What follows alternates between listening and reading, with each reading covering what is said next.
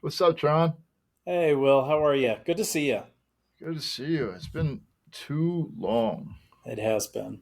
Um, I'm looking forward to us to sustaining this relationship. Me too. It's important. Yeah, we met almost 5 years ago, about 4.5 years ago, cutting up Yeah. trees. we had a. It was just a good time. It was very interesting. It, we were in a team of, well, maybe seven of us, and we kind of divided into two a little bit, and there was just some interesting group dynamics, and it was physically hard and mentally hard, and lots of growth Oh, opportunity. lots of growth opportunities. That's one way to say it. No, I had to say it was a pleasure getting to know you and Clayton, and then Yeah. like two older gentlemen. I was like asking you guys questions about how it is to be a dad and Yeah. like what was some of the key components of it. And I remember Clayton was talking about music, and Hmm. you were talking about quality time and actually being there, intricate with the kids. Yeah. And it was so fascinating to me to be able to pick up on two men that wanted to share their stories. Yeah. And Um, those type of environments. They feel like in a backward sense a safer place to talk because I'll never see you again. yeah, It's almost like this little transactional moment in time that if you don't honor my anonymity in that situation, tell the story. There's nobody you're telling it to, yeah. sort of thing. And so yeah, it does feel like a safer spot to say your truth a little bit more freely. And then here we are 5 years later. Yeah, I think about like when we were in the airport and you and I went for a walk, and Yeah, you gave me some superb advice, and it was talking about your own journey, about how where you got to and what brought you there. And I don't want to give too much away, and want you to be able to share your own story. But it was I wanted to tell you how I felt as a person when I was hearing the story. I felt like you came at it with generosity. I felt like you were coming at it with a real sense of, I don't want to say purpose, but like love and endearment to a total yeah, stranger, to a young man that was lost. yeah. And it really resonated with me. I still remember that walk. As do I. I mean, I feel like there was something, there was something that I saw and felt in you that was worth sharing with and spending time with. And now hearing how you contribute to society 5 years later is, um, I was right. And, in the context of that, you were so curious. You were, you made it easy to share my story with because you were also open and asking questions that were genuine and um, just truthful and honest. It felt agenda free. Hmm. There wasn't anything, it wasn't like you were trying to, just, have a good talk with the boys, sort of thing. But you used this, you called yourself lost, just a minute or two in the podcast. Um, and I think that is fair. I do feel like at that moment, you didn't have a foundation to stand on. And you were just kind of, just treading out there a little bit. And but you had energy. You had this energy behind you that you were going to figure this out. There was not a quit piece in you. I didn't feel like you were at the end of the rope. or anything like that. I felt like you were just wanted to figure this thing out.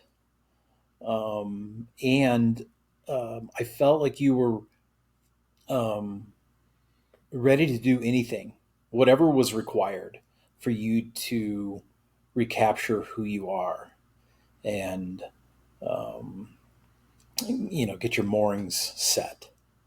And I do remember um, that discussion. And a lot of it, and when we go through my story a little bit, it will come out is, it's for me. I will see, the the successful piece for me was getting sober, and so that's what I think everybody's solution is, right? Like, have you tried sobriety? You know, um, and I'm sure if we went back and actually looked at the transcript of that conversation, I was angling with trying to create trying to reduce some barriers for you to find sobriety and that sort of thing, and so that would have been the approach that I had. But a lot of those that conversation and tactics and tools and strategies and feelings and emotions are all really similar, whatever the malady is or whatever people are struggling with. The solution is often the same. Um, Mine is more centered around alcohol, um, and I just felt like that was really important. So, and it really is a defining moment for me, and it's where I started seeing myself um, as senior member chronologically, and a little bit over my role um, as a mentor feels a little bit funny, but how about just I've got some scars that I can share, and if someone can learn and develop and grow from that, that's probably my a little bit of my role in life. Um, and I would actually throw that out to all senior members of society that they got a lot of help. I got a lot of help from a lot of people, and I feel like I have a responsibility and obligation to try and pass along whatever wisdom I have, even if it's the example of not what to do. That's got some validity to it too. So, anyways, that was a defining moment for both of us. Yeah, I feel like the vulnerability of when a person is sharing their story, regardless of how dark or how severe they feel like it is very personal to themselves. Hmm. And when they're actually giving it light, giving it breath, it kind of normalizes where the other person is. Yeah. You talked about how alcohol was a defining moment and actually how you changed. Hey, have you tried sobriety? It's I feel like there's quite a bit of people that are ambivalent about it because of how intertwined it is in today's culture Yeah. of how you have fun, you drink. You sad, you drink. If you're frustrated, you drink. If you got an award, you drink. It's almost like how anger is as an emotion. Yeah. It's like you get to any type of emotion, now we want to avoid that emotion. And now we just use a substance to kind of Yeah. dilute it. Or you want to go enjoy yourself, we're going to go out skiing. Let's go have a drink over at the lodge so we Yeah. can be able to amp it up. And it's like, are we actually feeling this? Hmm. No, alcohol is like the Swiss Army knife of pushing things out, which sometimes is trying to get to tomorrow. Um, and that's the role that it plays in a lot of ways. And yeah, it's absolutely 100% ingrained in our culture to an amazing extent. Which I don't think it's helping us. But it's so big and so entrenched that I don't think it's a simple solution. And I'm not really sure that I would go back. If I could wave a wand and eliminate alcohol, I'm not really sure that I would do that. Um, that kind of, I don't know, that feels like taking away people's free will, and I don't want to do that. I don't want to be part of that. But I would also challenge anybody who can honestly tell me that alcohol improves their life. See, that one, that part right there would be hard. And to me, I kind of feel like we give crap to the Irish over here, and I won't go off too much on the tangent, but going over to Ireland and seeing how they're able to enjoy themselves, Yeah, where they come from a place that they had to flee because they were eating grass. We called it the Green Death. And yeah, at the time, the English were actually pushing these people into the only crops that they can be able to grow was potatoes. They stripped them of being able to fish. They couldn't have a lot of money. And it was a way of escape from the reality. yeah, Like living here in Montana and you living over in Colorado, we're seeing a huge rise in methamphetamines and yeah, also fentanyl. And it's yeah, like you're watching people want to escape reality because their reality is becoming slimmer and slimmer of being able to be hopeful. yeah. That, yeah. I mean, it really is. Yeah, the amount of people that I see suffering on a day to day basis is really staggering. The homeless population in Boulder has expanded significantly over time. Boulder has always been a fairly heavy homeless population, but it's really grown. We have groups of 20 and 25 people just in camps all over town, and the city chases them and evicts that or whatever, and then they use the city of Boulder utility trucks with the claws and literally, you know, I don't know, get them. The police vacate the place, and then they just pick up their crap and drop it in. And it's we're just chasing each other, all around town without really solving. There's no. Um, the county would probably be offended by this, but we're not really solving anything. We're just shuffling, people throughout the city, uh, and and I'm far from understanding what the actual solution is. So I want to make sure that I'm not coming from I have the answer to this, but I know that our current process is not the way to go. Well, we both can know that we don't have the answers, but the answers can lie out there. And the more that we decide to investigate or really look into it, it's kind of comes from a place of like mental illness. And the more that I've been learning about the homeless population over here in Billings, and I promise we're going to go right back to. I Yeah. want to get back into your conversation because I believe this also has a lot to play into Uh, with a lot of other areas, but not your life particularly. But it's how it impacts a lot of people's lives. Where it's we have people that are very malnourished. They're living on the streets. That they're feeling helpless. They're feeling hopeless, and they're not actually yeah. wanting to move forward. And when I think about alcohol, I think about how so I still drink, but I don't drink nearly the way I used to anymore. And the reason I say that is because I have a very different relationship with myself now. Yeah. And when I went to a hospital, I had to learn to have a different relationship with myself. Like I used to smoke weed to help me fall asleep at night, but I You're right. found Yeah. out. Say again. Absolutely. Yeah. And or I used to drink to actually help me fall asleep, but I Hmm. found out later on what it was is that I was priming myself so when I didn't have to deal with my nightmares because I would get anxious before I go to sleep. Now I'm just trying to do this and having a different relationship with your dark side. It caused me to have a different perspective of how I look at life. Yeah.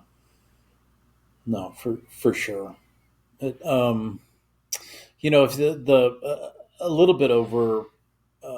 I started drinking when I was 13. We're not going to do like a 5 minute drunk-a-log. That doesn't. I don't think there's a lot of merit in that. But I started drinking when I was 13, and I knew that alcohol was a struggle for me. Um, but I didn't really see it in anybody else. I didn't see it in my family. I just this is the Tron problem.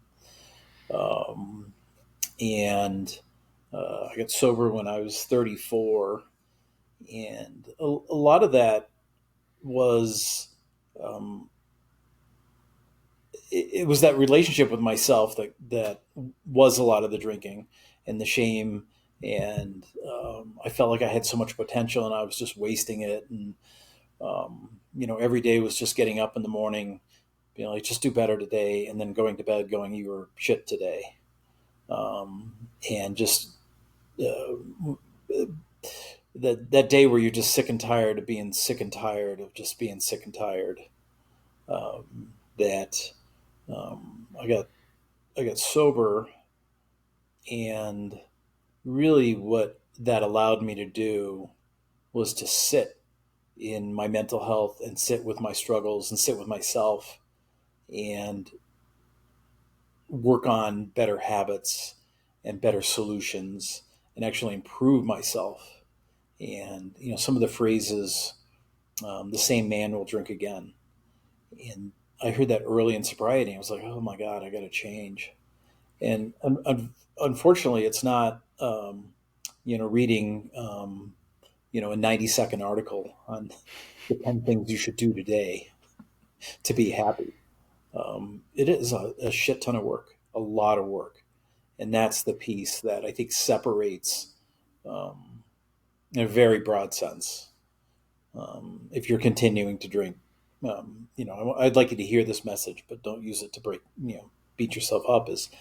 I think one of the lines of demarcation is willing to do the work and really embracing what that is, and being exhausted from doing the steps. And through that, the promises are true. My life, in the 20 years of sobriety, my life has changed significantly. But be clear that it doesn't solve everything, but it does give me the ability and the opportunity to not make it worse, and no longer working against myself as much, with that. And some of the early, the mental health challenges of the depression and the anxiety and all that. I got, obviously, no surprise to anybody. I've got a busy mind and some ADD, and was a horrible student, and I felt like I was intelligent, but I'm getting D's, and I'm like, oh, I don't understand. And you get in that cycle. It's just like, oh my God, another D. And I work so hard and try so hard. Oh, another D. And um, uh, the ADD just doesn't work in a traditional education system. It just doesn't. And once I got out of school, the further I got away from education, the better I did. It had less negative impacts coming in on a daily basis of being um, labeled as a failure, or being labeled as not working hard or procrastinating, or not paying attention, and all that negative input that I was being given. But then from the outside it was coming in, but then I was also giving it to myself. Hmm. I've been medicated several times in my life, to a successful degree. I mean, I was really struggling. Went to see a therapist. Ended up with a prescription, and I forget what I mean, this is 25 years ago, and I forget what the actual medication was, but it was, you had to take it for 7 to 10 days before it kicked in. And I will never forget. My wife and I were leaving for vacation with our 3 young kids, and I'm driving along, and all of a sudden I could just feel whoop, and everything was vibrant. I could see colors, and my wife was like, "Oh my God, my husband's back! Like, where did you come from? You're sitting driving this car, and you're the different person. Getting out of it is when you got into it." I'm currently not medicated, and I don't that I don't want to. I'm not saying you should or shouldn't. I'm relying. So currently, I'm just using strategies on a day-to-day basis, to try and take on with that. And that means trying to eat better, trying to do exercise, sitting and talking with you. All these various things that improve mental health, kind of cobbled together, all work for me currently. And that doesn't mean I'll go back or anything like that. Yeah, if my struggle started feeling uncontrollable, I would definitely go back um, into the doctor's office and get some medication to reset things a little bit. It sounded like you had to. You used the phrase "the same man will drink again." Yeah. There was another phrase I heard just recently. Wherever I go, there I am, and it's very similar to me. Yeah. But it sounded like you had to change. Like you said, you changed your relationship with yourself, and it Yeah. sounded like there was quite a bit of acceptance of the person you were. Yeah. Thank you for bringing focus to me. And it is an acceptance pieces. And honestly, Will, I had a shit pile of a morning. And for some people, this story will be like, oh my God, I thought it was just me. And others will be like, I have no idea what he's talking about. Um, I couldn't find my car keys this morning. I spent because I don't have that mental, the my mind doesn't work on the short time, the short term type pieces, and so I lay my wallet down, lay my keys down. Um, I forget what I'm doing halfway through it, and I'm on to the next task. And at the end of the day, I've got 15 browser windows open, all 90, with activities 90% done, and that sort of thing. And I could not find the keys, and that and I've got the routine on how to find them, and you go through jackets and all this and that. And it was 45 minutes, and I ended up um, in my at 35 minutes in. My wife is now kind of participated in finding it because she's starting to feel that I'm not doing well, and I'm now at 7:25 this morning trying to get here to do this. I'm absolutely convulsing, crying in the closet out of frustration and sadness. And why can't you just put the fucking keys in the drawer? How hard is that? And nothing but negative stuff is piling in. And to make matters worse, of course, my wife found the keys and they were out in the garage. Next to so I had come home last night, pocket dumped in the garage on the way in, because I was making a couple trips in the car, and there it was. And I could not retrace my steps. And so that's a little bit of my daily challenge, is just trying to keep car keys from going into the abyss. And it hurts so much to be a 57-year-old um, successful person, and I can't leave my house. I can't leave my house because I can't find my keys. Um, and it's just, I mean, God Almighty, look at the power. The power of that little fob is absolutely tremendous. And it is, so the piece of it is that I guess I want to make sure that the wrapper can look pretty good and organized and under control, but we are just 50 minutes away from a horrible time and experience. So for me to try and portray that life is easy and simple would not be truthful. And I don't know. It's hard because I get up every morning and all I do is organize. I spend the entire day organizing and organizing, and I just feel like the shit keeps just. It's like it's almost like ocean waves, in that sense where, I build the moat and in comes the wave, and then I rebuild the moat and in comes the wave, and I'm like, all I did today was rebuild the moat, and the waves keep piling in. And that's how I feel with organization and trying to get everything under control so I can have peaceful days. And it's, so it's still a challenge. I'm not saying that. Um, but it is, I don't know. That's my struggle of the day, and hopefully it ends. Hopefully I'm done with the biggest struggle and I can enjoy the rest of the day. But I mean, my eyes hurt, my stomach is sore. Crying crying takes a lot of physical energy, where you just, my stomach hurts. I was crying so hard, so frustrated. on just failing on a simple thing. But then, but then in comes the acceptance, and this is the as I'm um, trying not to rub my eyes too much getting in the car because I know I'm going to do this podcast, and it gave me time now to like, okay, yes, your mind operates in a certain way that you cannot find your keys, you cannot maintain short term um, presence just to take care of things. And but then as I'm driving to work, I'm trying to change that narrative, or present the rebuttal. Yes, you can't find your keys, but your mind has also given you a tremendous amount of ability to focus at times. It gives me, I have a lot of creativity. Um, I can, when engaged, my mind can tackle a problem for upon hours until I come up with an amazing solution.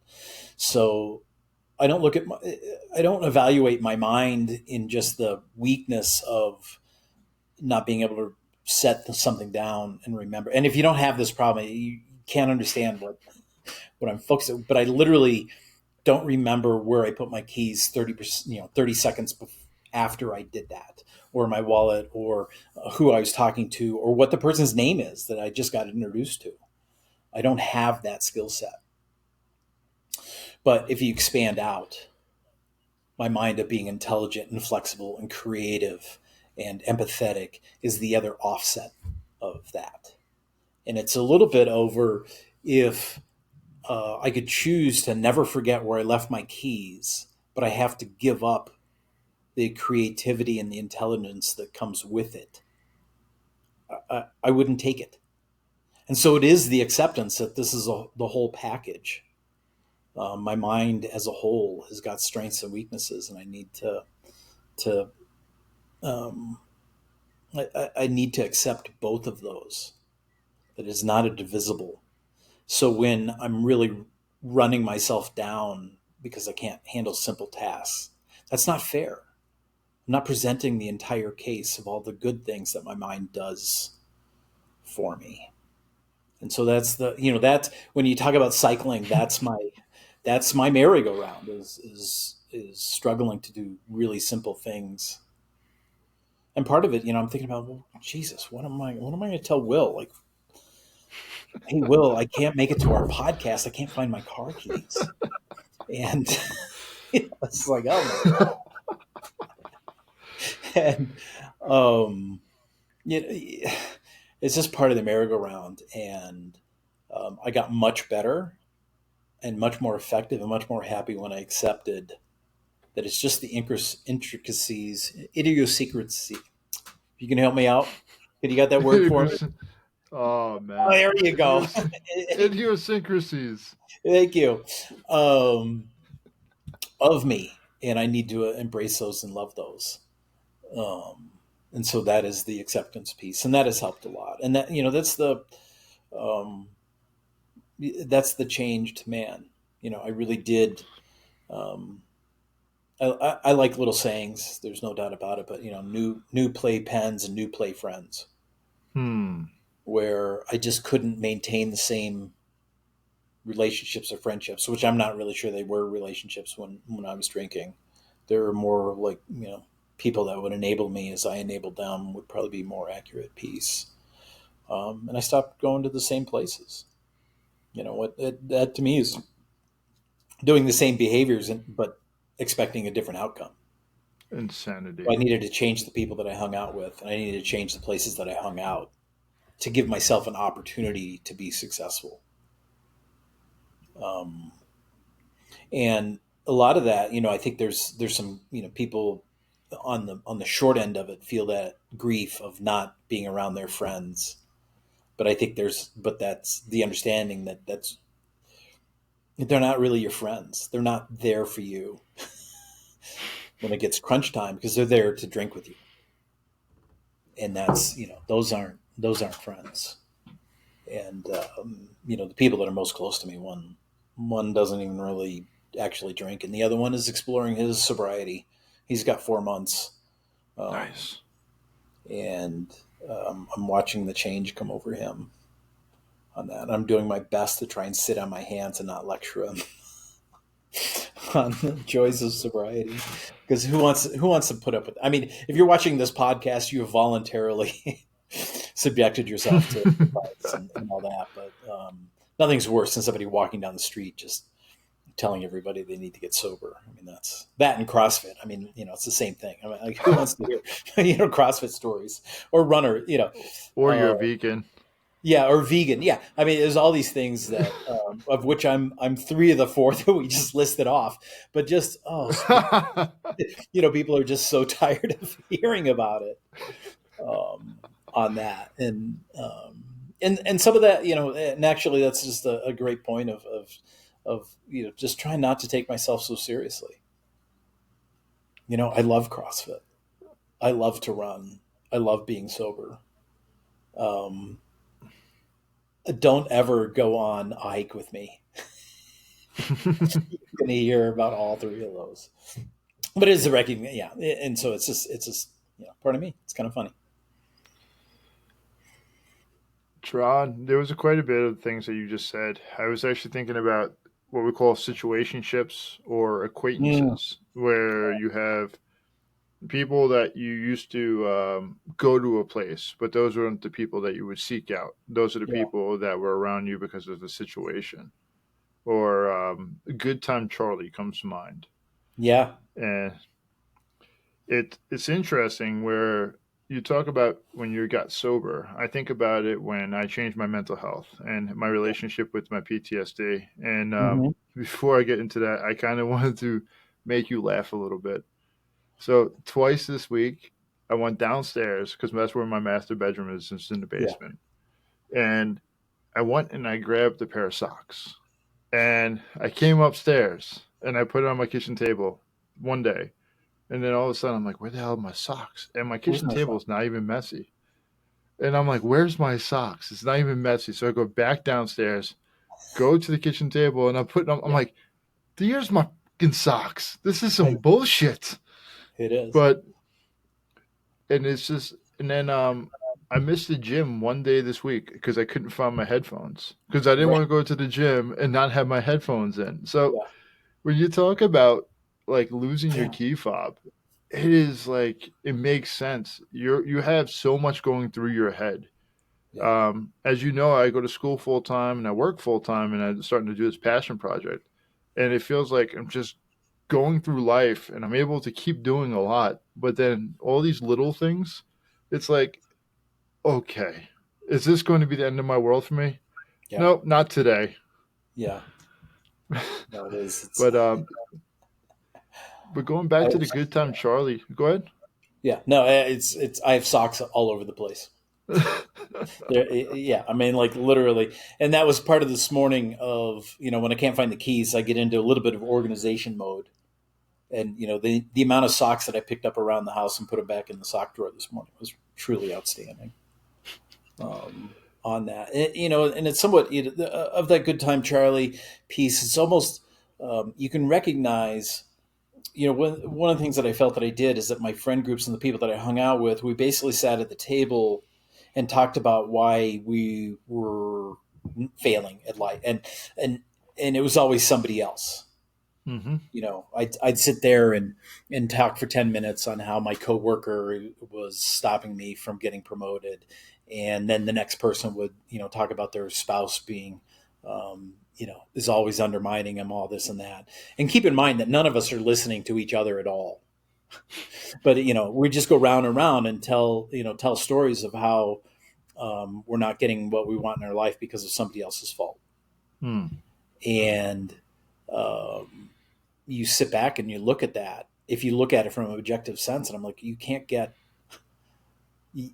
get better in that scenario. And now I spend my time talking with people where they tell stories of what they did to be successful.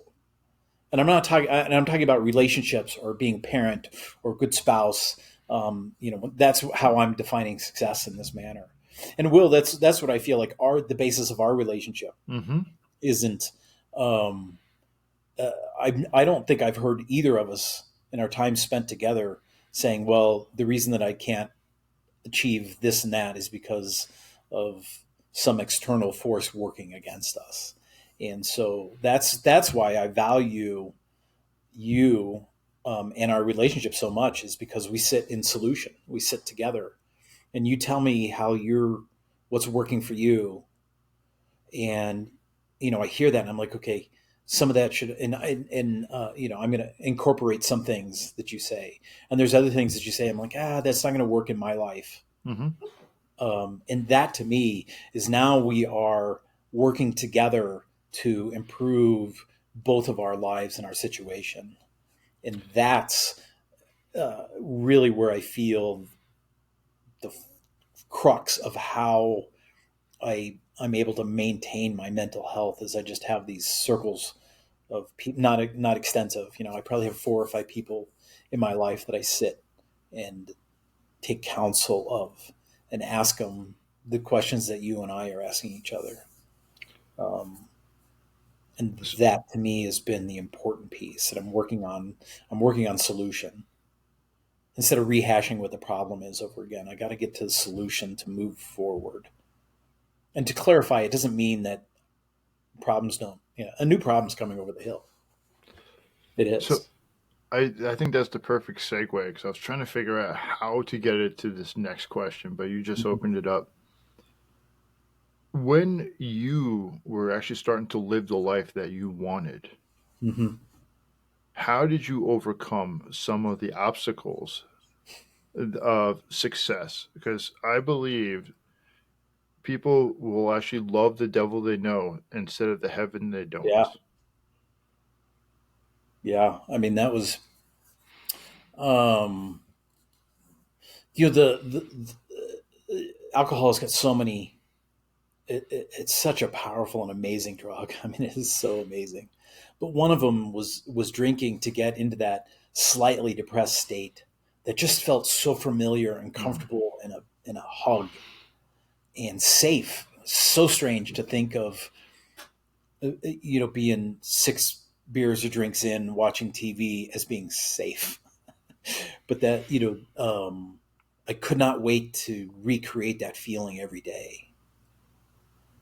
Um, and that seems so hard. Mm. And in a prior conversation, you had mentioned that alcohol works, and that's the biggest. That's one of the problems with it, and it does. I mean, I'm not going to argue that, um, but it only works to 6 out of 10, and I'm looking for trying to shoot for eights, nines, and tens out of 10. Mm. That the way that I've kind of explained it is almost, I was so fearful about not drinking. Mm-hmm. What will people say? The shame of it, the um, and that idea of showing up at a party and having a club soda that everybody will know. They'll know. No, nobody gives two shits about you. Nobody cares. There became a point in my life where the fear of alcohol actually became greater than the fear of sobriety. Mm-hmm. That just over time, I didn't have any lightning bolt or ahas or anything. It's just kind of this continual, gradual growth of alcohol is really just not working anymore, and not working anymore, and not working anymore. There's a little bit of a tipping point where I was more scared to drink than I was of sobriety, and I think that's almost the point. I think that defines bottom. Mm-hmm. People talk a lot about, and in mental health and sobriety and addiction, and all that. There's a lot of people have like this defining moment of their bottom, and it's waking up in the park with no shoes and no pants, and they've lost their house and their wife, all that, sort of thing is defining the bottom. And I think all that's true and possible, but I think the bottom is actually when you're more fearful of alcohol than you are of sobriety. And then I got into the rooms and I did the work, um, and I took it incredibly seriously. I did not get a sponsor for 4 or 5 months. Hmm. I did not get a sponsor because I felt like that was a critical piece of the process, and I wanted to see and know the room that who was going to be a sponsor, the right sponsor for me. And so it makes me nervous when people come in, with one day of sobriety and walk out with a sponsor. I'm like, oh, you know, it's an incredibly intimate relationship, incredibly important relationship. It is not a friendship. And to be clear, there's tons of people with long term sobriety with horrible mental health. So not stop drinking gives you a chance to get yourself better, but it's not a guarantee that you will. And I think a lot of people are motivated to be sponsors more out of ego and all the other items than actually being a closed mouth friend and helping somebody walk through the steps. So that was a little bit self righteous, but um, No, when I the think about a mentor or I think about a sponsor, or yeah, it's they are coming at it with a lot of love, and they are yeah, coming at it with a lot of selfishness. Because if you truly love somebody, you're really going to, unfortunately, you're going to actually have to spare the rod, spoil the child, and they're going to tell you, dude, you're fucking up. But they're going to tell you, like, they will ask you, and this is where that trust comes in. Where did you get there? How did you get to this point? What was the emotions you were feeling before this? Let's have this honest conversation. hmm I'm not going to carry you. I want to actually help you start to navigate how you got there. yeah, I don't want to fix your problems. I want you to take a flashlight and actually start to investigate the inner works. yeah, And when I think about sponsors and people say, oh, like you said, it kind of actually gave me like a little bit of a sickness. And it comes from a sense of judgment where it's yeah, like, hold on a second. Well, I'm going to have one day of sobriety. Now I have a sponsor. I want somebody to tell me how to do this work. I yeah, don't want to actually trip around in the dark a little bit. I don't want to get my knees banged up.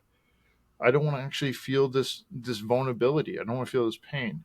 I want hmm somebody to pave this way in gold with me. So if I mess up, it's on them, not that's on right. me.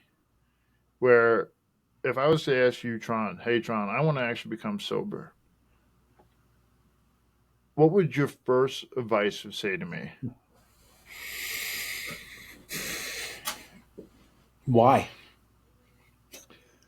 Yeah, I want to hear you say something that's meaningful and heartfelt. And if the answer is a little bit like, you know, so my wife will get off my back, I don't think you're ready. I don't. I don't think you're ready. Um, if I hear something like, I'm so miserable in my life and I know that there's something better for me,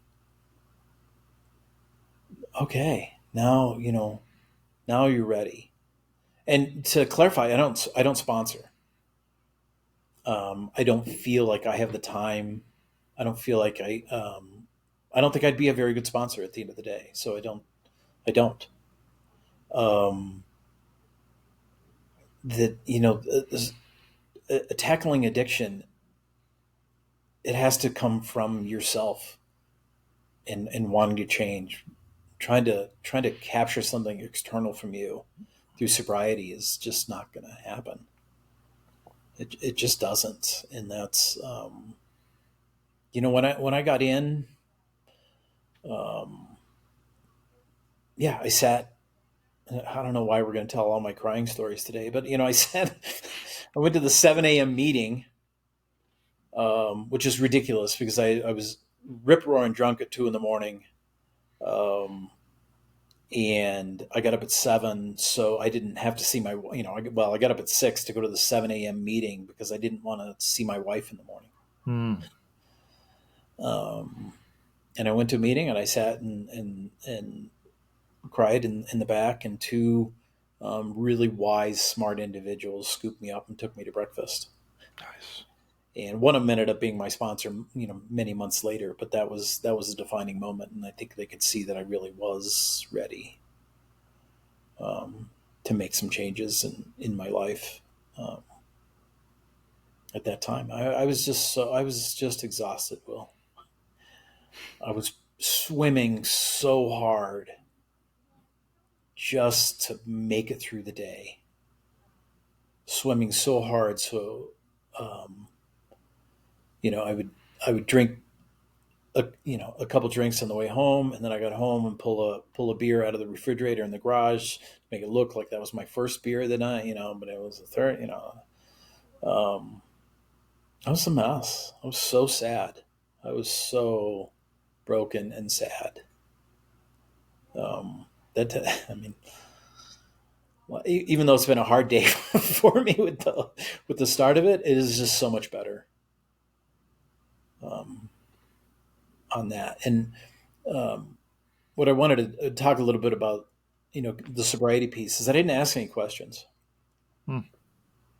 Um, and so, in kind of your question was if somebody wants to get into the room and get sober, um, I would tell them that the program works for a lot of people and doesn't work for everybody.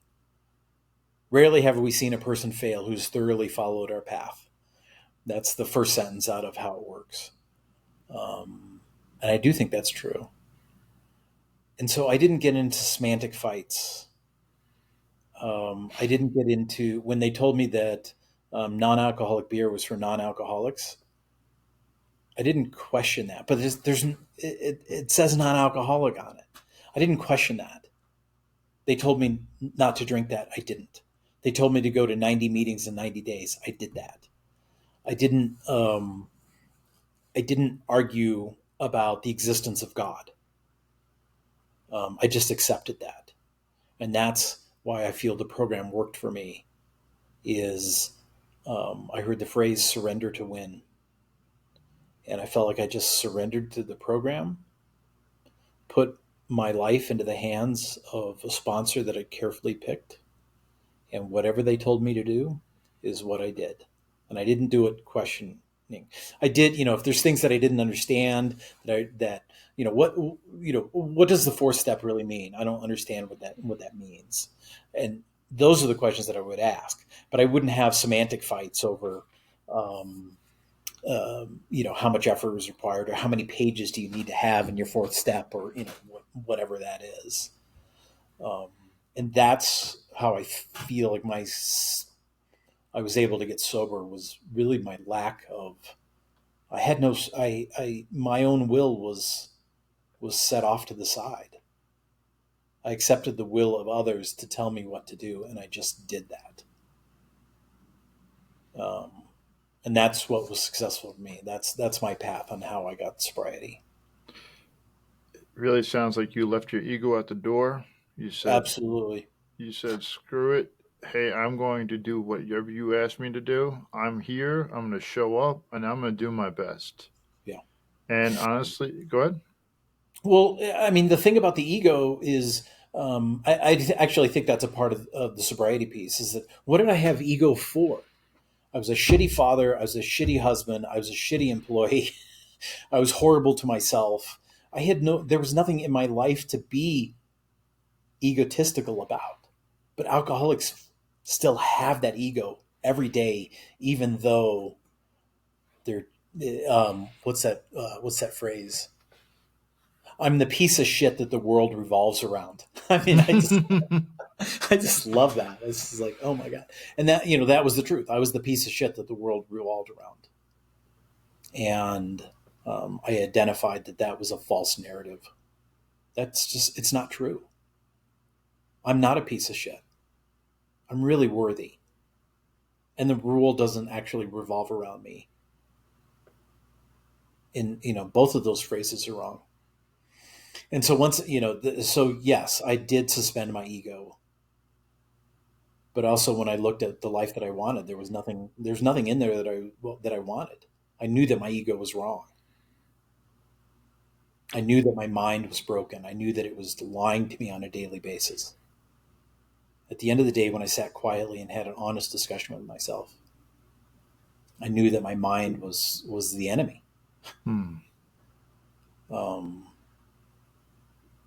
and I had no evidence to support that my ego was valid. Hmm. I wasn't achieving anything. I wasn't accomplishing anything in relationships, or all the different things that are important in life. What do you feel? What do you find yourself now?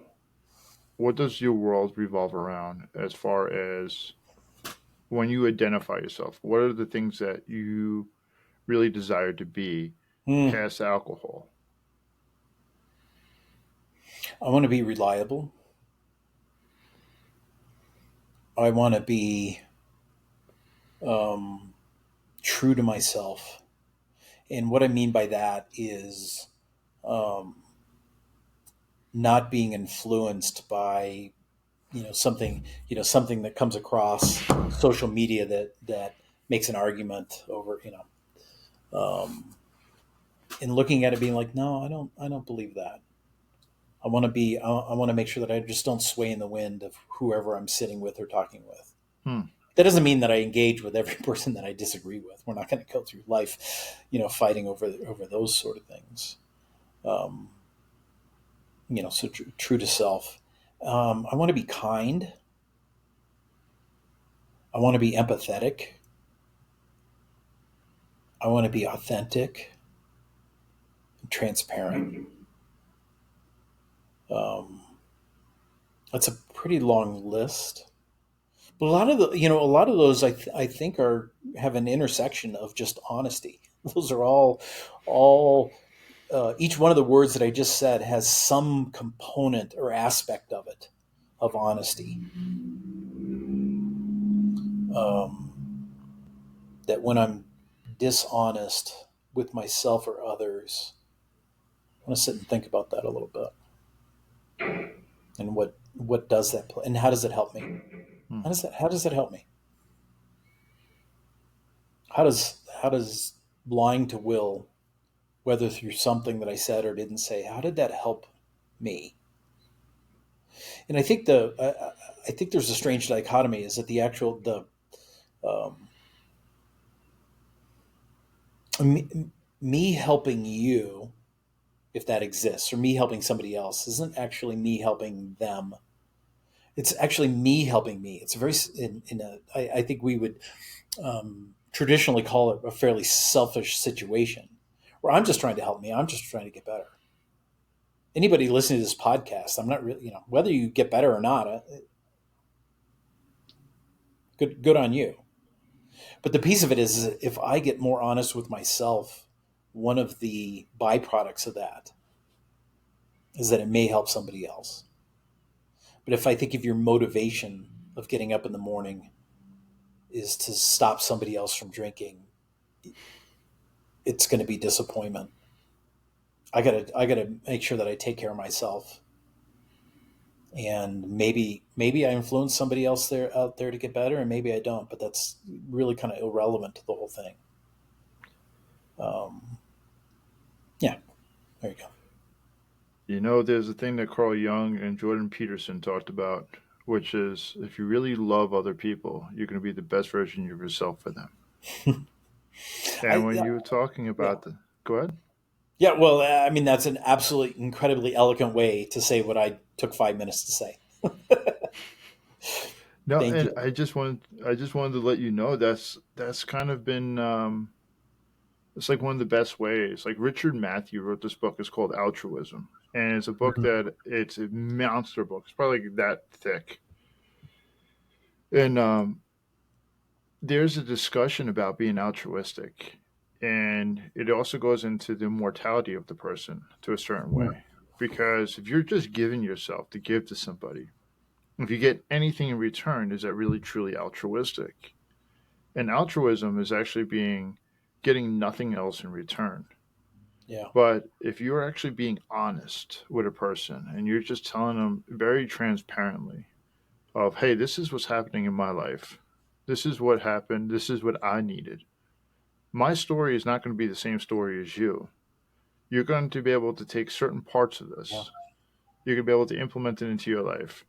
If it's alcohol, if it's drugs, if it's depression, if it's anxiety, the biggest thing that had to come, and you said it before, which was I feared alcohol more than I feared getting better. Hmm. And that was the change of that was the rock bottom. It wasn't the shoes or being pantsless in the park, what you talked about, not you, but somebody else. Hmm. And how do you actually approach this? And to be fair, what I heard in your voice the whole time, Tron, it was not egotistical. It was actually you being authentic and real. You humanized yourself. You're a wonderful, kind hearted person. And your story has actually helped you develop the person you are. You talked about having losing your fob where you were unable to get to the office and it caused you to get all the way up here. Yeah. But the other thing that you also said too, your wife helped you. Your wife showed you love. It showed that you had a better relationship than a lot of people, where she just showed you that she cared about you. And even though you got escalated, you had a friend indeed with it. Yeah.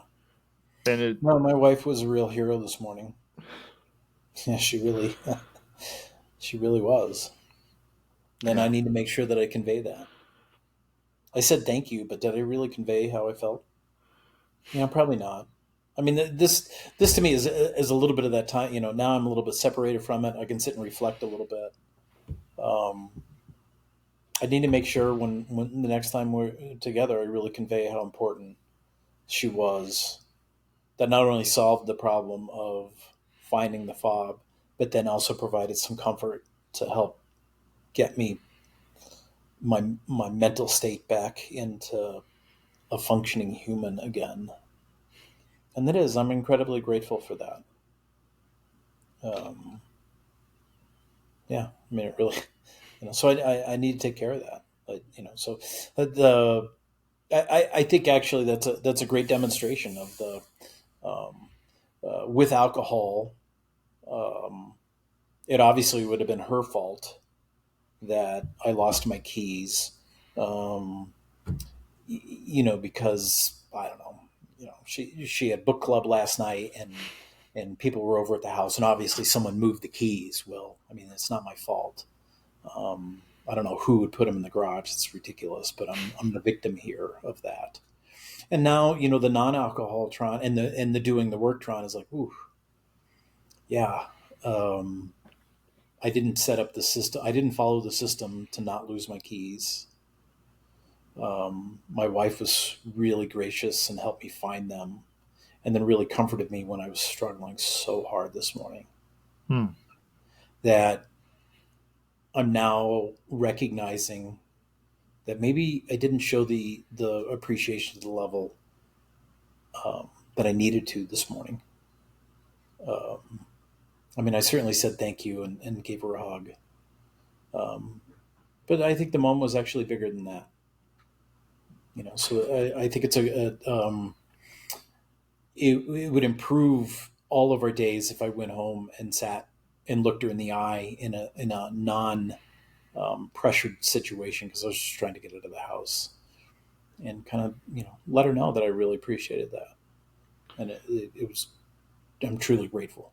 And I know it sounds kind of funny because we're talking about a set of keys, but it's not. I mean, I need to foster that. I need to foster that relationship. I needed desperately, and she showed up for me.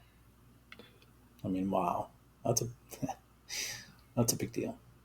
this doesn't sound like it's a one off occurrence. And that's the thing that we say humans, we go back to that autopilot. We just go to, like, you spend that much time with her, and she's just, oh, I'm echoing off of you now. Oh, now I'm good. Okay. Um, it sounds like she just shows up for you. And it sounds like it's kind of getting to that autopilot. Like, hey, she's taking care of me. She got me. She got my six. And she got my back. And then sometimes we just forget to say, holy shit, thank you so much for so many years. This is not a lecture. This is just a realization that men don't do enough. Yeah. Where we like, yeah, it's just the Yeah. little things in life sometimes where we're like, wow, I'm tired, and then all of a sudden you get head scratches. To me, I love getting head scratches. It sounds so corny, but getting those damn head scratches, put your head in the lap and you get head scratches. It's like one of the most authentic, loving things that Yeah. somebody can do for me, and it's so little, but to them it might feel like so silly, but to me it was just like holy shit. Thank you so much for taking the time out and doing self-soothing to me. Yeah. I think that goes into, and this is kind of bleeding out of a conversation that we had earlier, was just um, being a man is really hard. And I feel just a tremendous amount of pressure to chop the wood and carry the water, and to do those things a lot of time in the dark, and not really feeling appreciated for that, or acknowledged for that, or getting the head scratches. Um, I think we struggle so much with just how lonely so many men are, because they won't sit and talk with another person, whether male or female or anything like that, and won't be authentic because you're not supposed to. The idea of your wife finding keys for you is just cliche, so damaging. And shit. And that's the piece where, when I was drinking, I felt so much pressure to provide for the family, and I couldn't. And debt was mounting, and the pressure, went on, and I swam harder and harder and got nowhere. Um, that our natural tendency to try and self-solve every situation, I think, is really holding us back. Hmm. And a little bit of our whole the culture war that I think is going on right now, of how men should treat each other, and that phrase, that's so gay. Um, and if there's a couple things that I've been trying to do over the last week or so, is to share feelings um, with other men, and it comes down to the. So a really good friend of mine, his father passed away at age 94, and they had the funeral on Saturday. And kind of from our conversation, I made the point to give him a hug and tell him that I loved him. Hmm. And he's got three boys, and I hugged each one of them and told them that I loved them. And I just felt like that was really important for me to say, and for them to hear, because I do. It wasn't. I'm not running around, telling everybody that, especially if I don't. I mean, what could be worse than telling somebody you love them when you actually don't? I mean, I genuinely love his children, and children being the youngest one is 22, so let's maybe redefine a little bit. But it's getting, it's now where I'm trying to cognitively be like, wait a minute, I need to express how I feel about some of the people that are around me in my life, and let them know. Um, there's a little bit of that. Nah, you don't have to say it. I know. You don't have to say it. I know. No, you need to say it. Mm-hmm. You just need to, you need to acknowledge what that is. And I just feel like that's really important as men to go ahead and do that, and show the strength through spreading and um, saying your love, saying your truth, um, and just expressing to other people how you feel about them. Hmm. I think that's really important, and that comes from our conversation. And one of the most, I've got a friend who's 6'6" and just gigantic. And probably about a decade ago, he gave me a big hug, and he's just like, "I love you," and it was like, "Oh, okay." And I was just so empowered by that this big old burly of a man um, would say that, let alone feel that. I mean, I think there's some undertones that love is a weakness in a lot of ways. They don't. When you talk about what it means to be a man, it's framed in providing, protecting, um, leading. Um, where's the love piece? Hmm.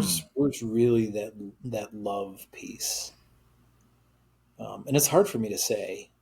It's always awkward, and you just keep, don't let awkwardness stop from doing what's right. And that's something that I try and tell my kids every time I see them. And there's a lot of families that they have a 30-second conversation on the phone and they always end with like with love you. And I don't know how I feel about that. I don't think that fits my family. I think it does fit my family when when you look them in the eye and say it with a big hug, to where um, trying to be as present as I possibly can in that moment. Make sure they really feel that, not um, feel it in the words that I'm saying, but also in the behavior that I have around that. Um, love is also, it's a pretty damaging tool in Hmm. a lot of ways, and um, just because you tell somebody that you love them doesn't let you off the hook for how you just mistreated them. Mm-hmm. And it's a really complicated type piece. Yeah. But I want to be part of the change of men talking to other men and telling them how they feel. And I look at my close relationships, and um, the amount of it's the level of honesty that's really helpful, and a lot of that can be um, sharing criticism in a positive manner, and a little bit like, hey, that situation, I just watched you go through that situation. Can we sit and talk about that for a little bit?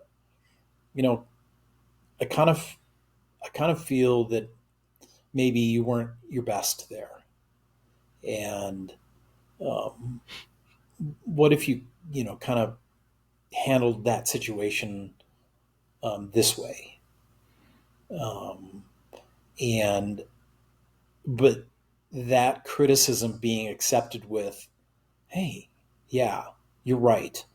I need to handle that better. I picked a fight with my wife and I shouldn't have done that. Can we sit and talk about it, so maybe I'll do better next time? And that is the absence. There's some absence of ego, but it is also the presence of love, that I trust you enough that I can share how I'm feeling, and share where I think you fell short in your life, or I fell short in my life, and we can sit and talk about it. And it's not personal in this. I mean, it's deeply personal, but it's not personal like you're offended by it. There's that piece of gratitude that somebody actually loves you enough that they're going to try and help you um, improve how you behave with people. Tron, you just froze on me. Yeah, I see that. It's spinning on my side. So it's a conversation where there's. Oh, am I still gone?